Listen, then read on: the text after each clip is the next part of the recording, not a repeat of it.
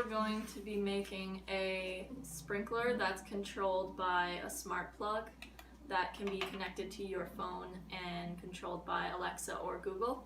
So here's what we have. This is an Atomi smart plug. Here we have speaker wire, which is just low voltage wire. And then this is just a typical power cord that we will be stripping to plug the transformer into, which is a 24-volt transformer. And then this is the Rainbird hose valve along with the adapter. Alright, let's get started. First I'm just gonna take off the tags, and then we're gonna strip the low voltage wire first.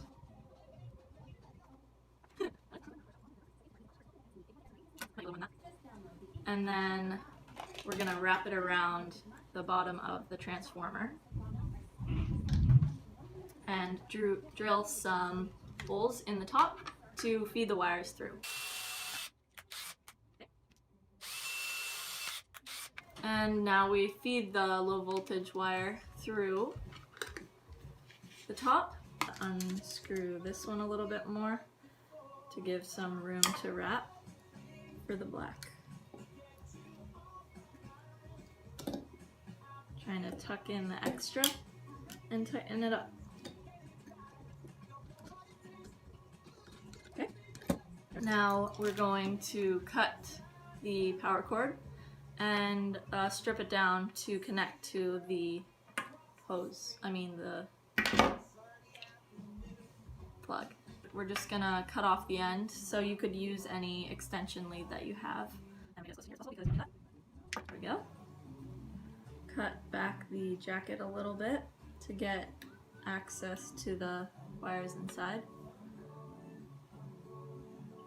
So we're just gonna cut off the excess. Thank you, assistant. There we go. Okay, now we'll strip these. Just a little less than the last one we did. Now we'll twist them up. We're gonna put this through the cap and feed it a good amount. And it's a little snug, and that's good.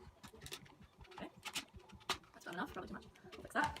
And then we're going to attach to the wires at the bottom of the transformer, same color to same color, using wire nuts.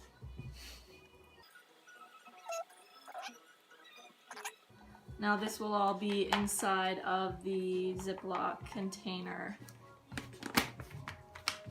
And there you have it. I'm just gonna take it out because I wanna trim the wires down here so there's not able to touch each other.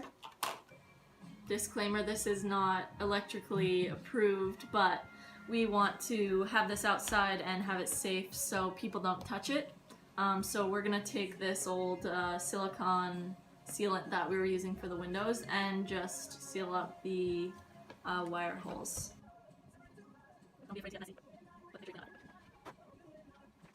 Now we're taking the other end of the low voltage wire and connecting it to the wires on the pump. And this is low voltage 24 volts AC, so the black and the red don't matter of which we connect to either wire. Now we're gonna strip a little bit off the ends to connect. What we could have done is twisted them together, but I happen to have these connectors that we're gonna use for either side that have wire terminals for the connections. Screw them in with the correct screwdriver size, which I don't have. There it is. And then that's gonna plug together, but there's no power right now because it's not plugged in. Okay, next we're going to add some white Teflon tape to the valve that's going into the big valve. This will really seal it tight. So this is the hose fitting. That's the flow. It's going to be going in this side. I'm gonna put this side in. Now we're just tightening it as much as I can. Alright, so now we're gonna put it all together and see if it works. I'm gonna take the smart plug and put our power cord in, and then we're gonna plug these wires together, and we could hit the power button, but into the Google Home app, and it's right here. And now, hey Google, turn on the sprinkler. It works. These are all around $15, so it's pretty affordable to make yourself a fully automated sprinkler system. Hey Google, turn on the sprinkler. Okay, turning on sprinkler. Hey Google, turn off the sprinkler. Okay, turning off. Thanks for watching.